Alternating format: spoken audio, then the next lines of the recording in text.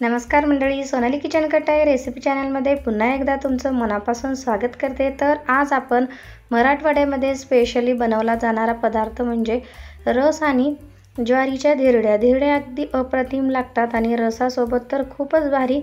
या उन्हाळ्यामध्ये किंवा आंब्याच्या सीझनमध्ये हमखास बनवला जाणारा हा पदार्थ आहे। ते कसा बनवायचा ते पाहण्यासाठी व्हिडिओ स्किप न करता बघा। व्हिडिओ आवडल्यास चॅनलला लाईक शेअर सबस्क्राइब करायला विसरू नका। तर इथे मी आंब्याचा रस आधी करून घेतलेला आहे। आंब्याचा रस काळा पडू नये म्हणून खास अशा टिप्स सांगितलेल्या आहेत। तर छान असे आंबे घ्यायचे, थंड पाण्यात भिजायला ठेवायचे। थंड पाण्यात भिजायला ठेवल्यामुळे आंब्यातला जो उष्णता असते ती निघून जाते। तर अशा पद्धतीने आपण मिक्सरमध्ये हा आमरस करणार आहोत। तर मिक्सरच्या भांड्यात आंब्याचा सगळा गर काढून घेतलेला आहे। त्यामध्ये साखर टाकून घ्यायची आणि स्पेशली आपल्याला काळा न पडणारा रस बनवायचा असेल तर तुम्ही इथं बर्फाचे थोडेसे तुकडे टाकून घ्यायचं आणि थंड पाणी टाकायचं।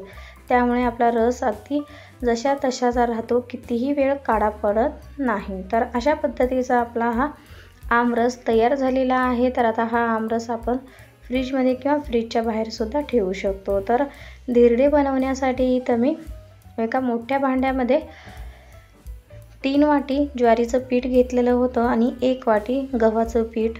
तो व्हिडिओ स्किप झाला त्यामुळे अशा पद्धतीने मी हे 2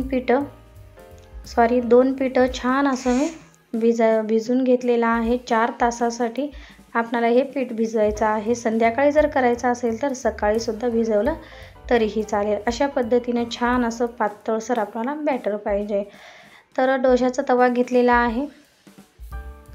मराठवाड्यात स्पेशली धिरडे जे असते त्याचा तवा असतो, पण माझ्याकडे तो अवेलेबल नाही। तर अशा पद्धतीने कांद्याने तेल लावून घ्यायचं आणि छान असं तवा गरम झाल्यावर अशा पद्धतीने धिरडी छोटी मोठी जेवढं तुम्हाला जमेल त्या पद्धतीने बनवून घ्यायची। छान अशी जाळीदार आपली धिरडी होते।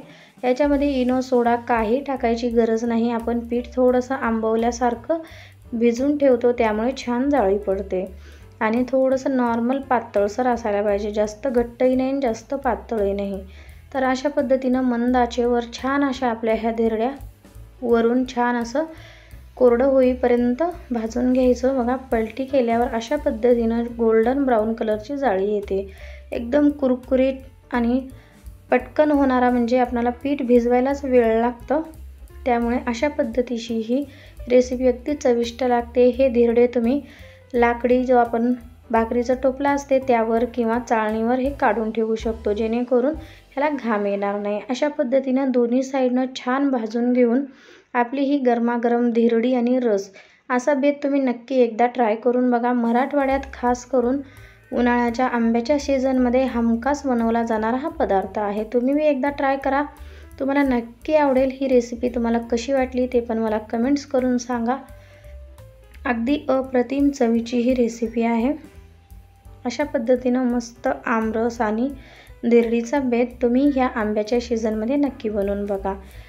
छान अशा मस्त कुरकुरीत आणि पातळसर असे धिरडे खायला सुद्धा अप्रतिम लागतात। ह्या पिठामध्ये जो आपण बॅटर बनवून घेतलं होतं त्या पिठामध्ये थोडंसं लसूण, जिरे आणि अर्धा चमचा जर तुम्ही लाल तिखट टाकलं तरी अजून छान मस्त चव लागते। तर तुम्ही म्हणाल रसासोबत लाल तिखट, तर तुम्ही एकदा नक्की ट्राय करून बघा।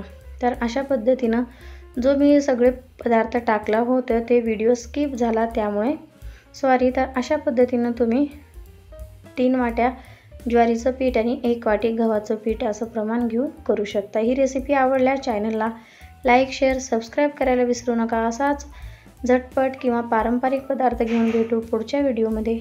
माझा व्हिडिओ पाहिल्याबद्दल धन्यवाद।